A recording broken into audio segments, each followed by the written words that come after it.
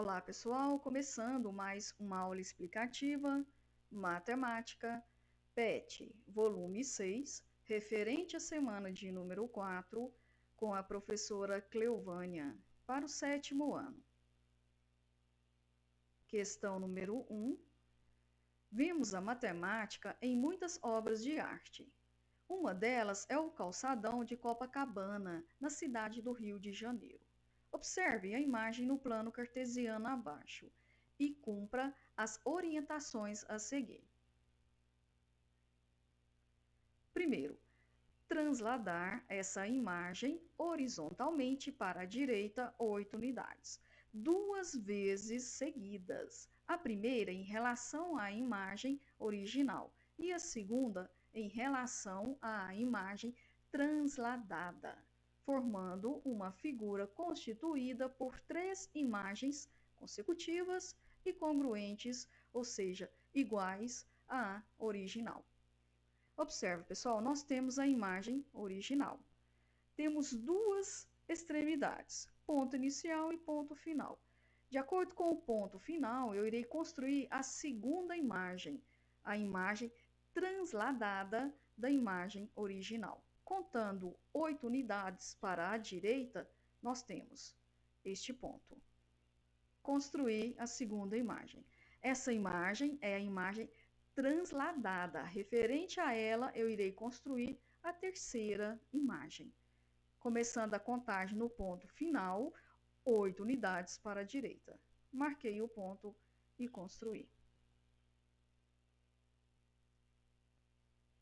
Segundo, translandar a figura resultante da orientação 1 verticalmente para baixo, 4 unidades, formando uma figura constituída por 2 figuras congruentes, a figura resultante da orientação 1. Observe, agora é para baixo, 4 unidades, 4 quadradinhos. 1, 2, 3, 4. Marquei o ponto inicial. 1, 2, 3, 4. Marquei o outro ponto, que é o final. Construir a imagem original. Agora a imagem transladada, contando 4 unidades para baixo. 1, 2, 3, 4. Construir. E a última, que é a terceira. 1, 2, 3, 4. Marquei o ponto e construí. Terceiro, verifique se a imagem final, resultante das orientações 1 e 2, é semelhante ao calçadão de Copacabana. Será que é semelhante? Sim, o desenho do calçadão é realmente semelhante à imagem que acabamos de encontrar nas orientações 1 e 2. Questão 2. Agora responda as questões a seguir. Letra A. Quais são as coordenadas dos pontos que formam as extremidades da imagem original, desenhada no plano cartesiano do tópico anterior, e o ponto central dessa imagem? Vamos lá. 2 extremidades. Ponto inicial, suas coordenadas. Observe o pontilhado. Quais são suas coordenadas? Pessoal, eu vou contar para vocês entenderem. Começando do ponto de origem, ponto 0, para a esquerda. 1, 2, 3, 4, 5, 6, 7, 8, 9, 10, 11, 12. Se a contagem foi para a esquerda, referente ao eixo X, negativo, então menos 12. Eixo Y, subindo, parte positiva, 1, 2, 3, 4, 5, 6, 7, 8. Pronto. O ponto inicial é a primeira extremidade e é representado pelas coordenadas menos 12 e 8. Ponto final, segunda extremidade. Vamos achar os números, as coordenadas, menos 4 e 8.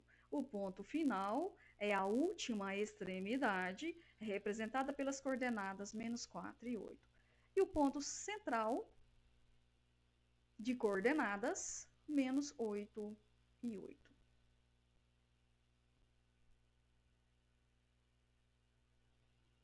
Letra B. O que é uma translação? É um movimento que uma figura realiza de um ponto ao outro, sem alteração na sua forma ou tamanho. Esse deslocamento é paralelo em linha reta, na mesma direção, no mesmo sentido, em função de um vetor percorrendo a mesma distância. O que acontece com uma imagem quando a mesma é transladada?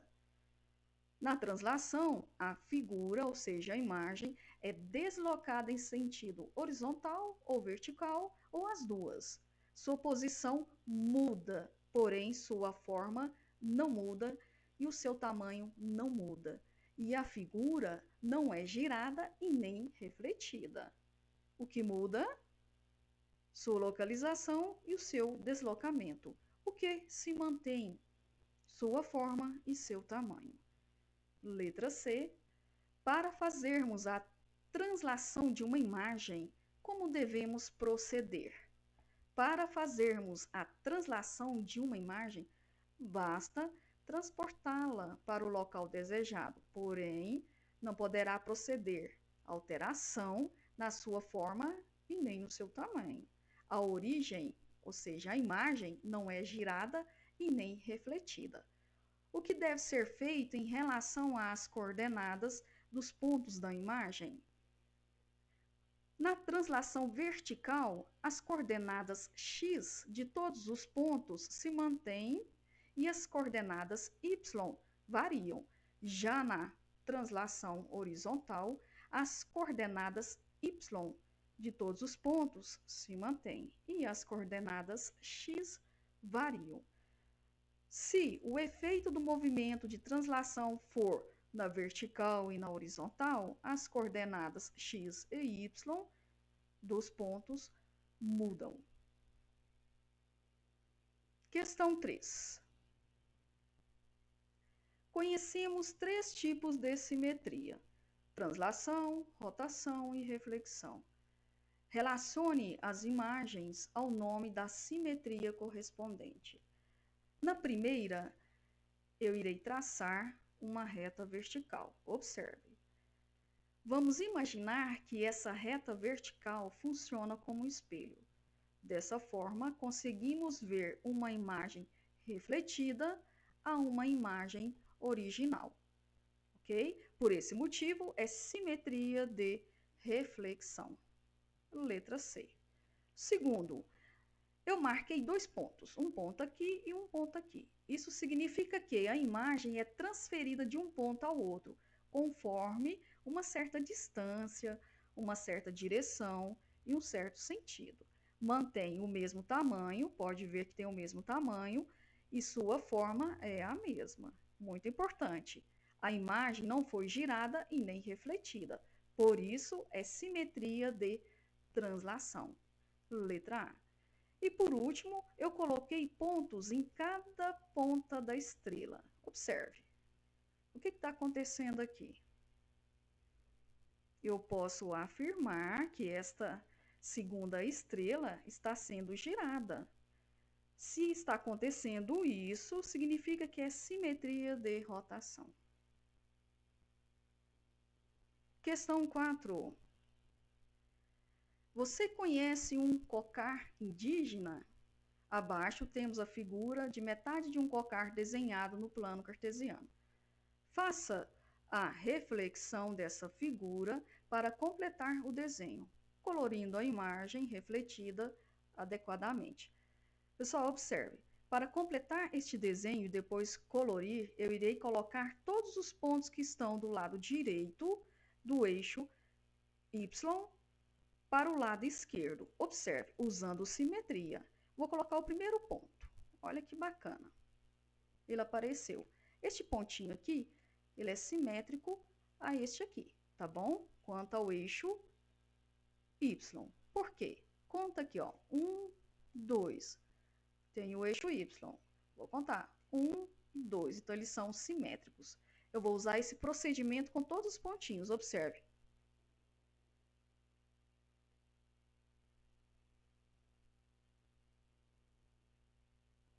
Todos os pontos eu coloquei aqui. Agora, eu vou ligar de 2 em 2 pontos com segmentos de reta e vou construir o resto do desenho. E já colori. Acabou. Agora responda. Letra A.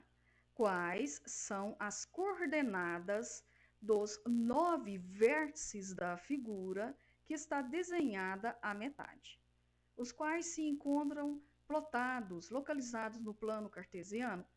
9, pessoal.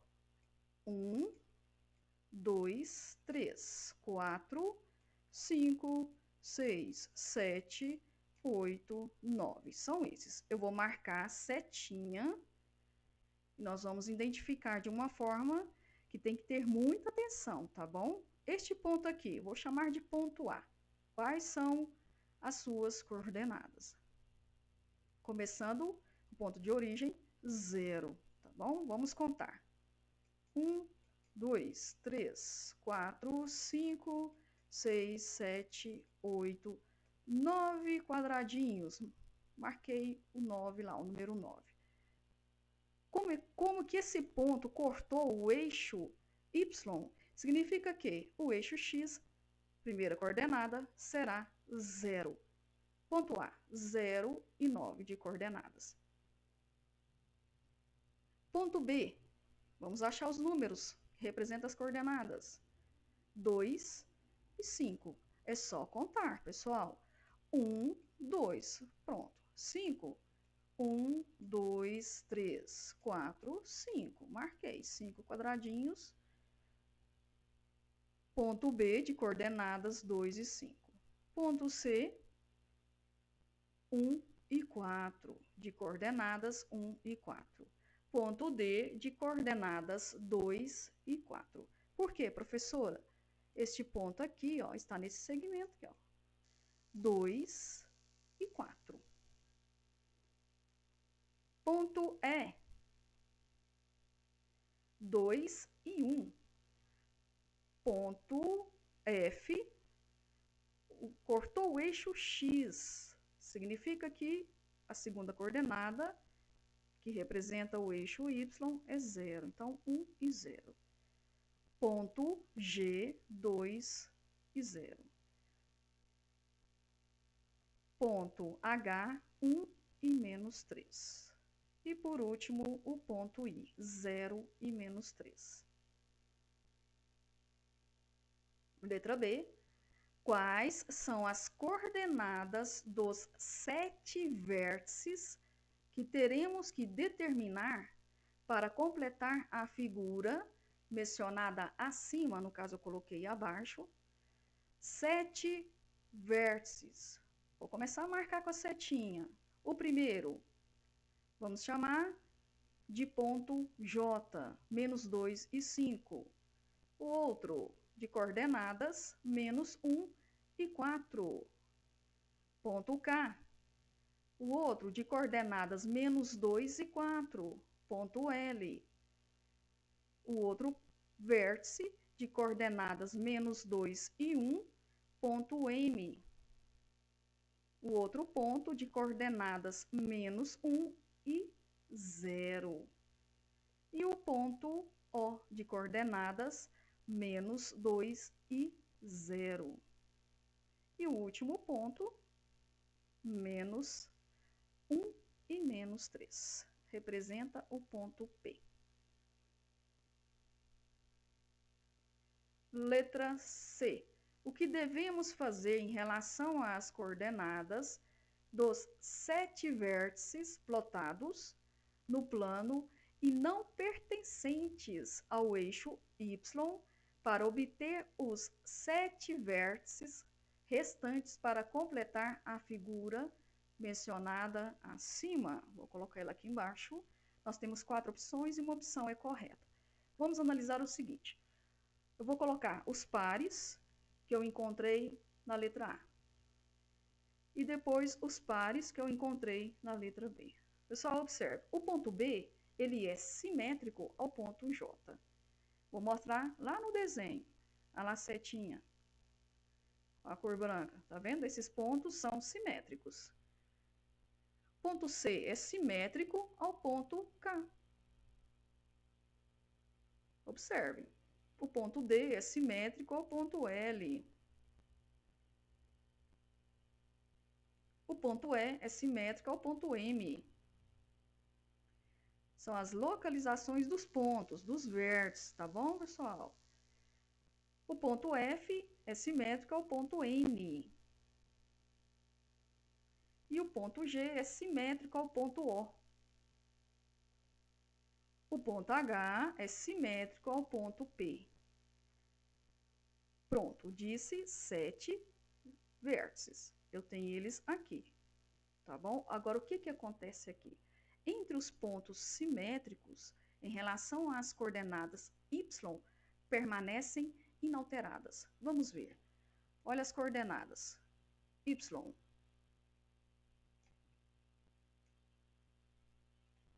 Permaneceram as mesmas? Sim, está correto. Mas as coordenadas x sofreram alterações em seus sinais. É verdade. O ponto B, primeira coordenada, é positivo.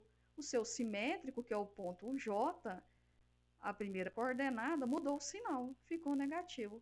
Então, eu posso concluir que as coordenadas abscissas poderá ser multiplicada por menos 1.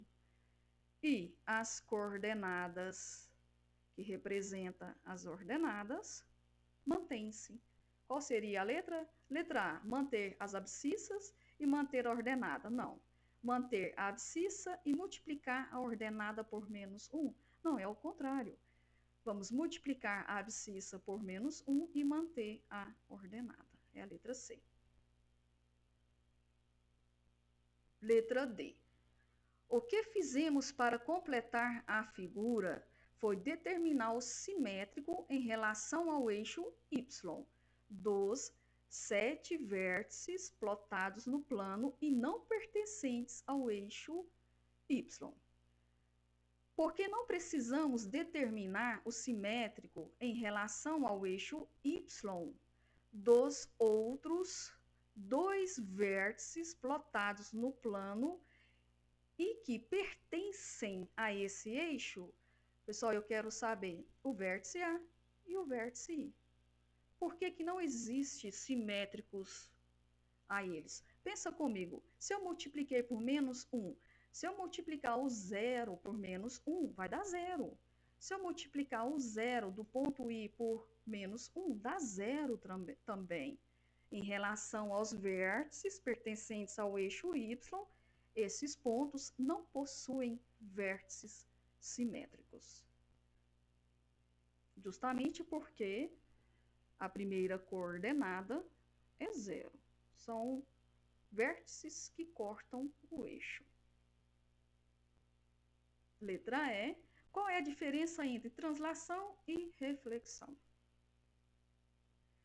Na reflexão, a figura é descrita em relação a uma reta ou a um ponto de referência.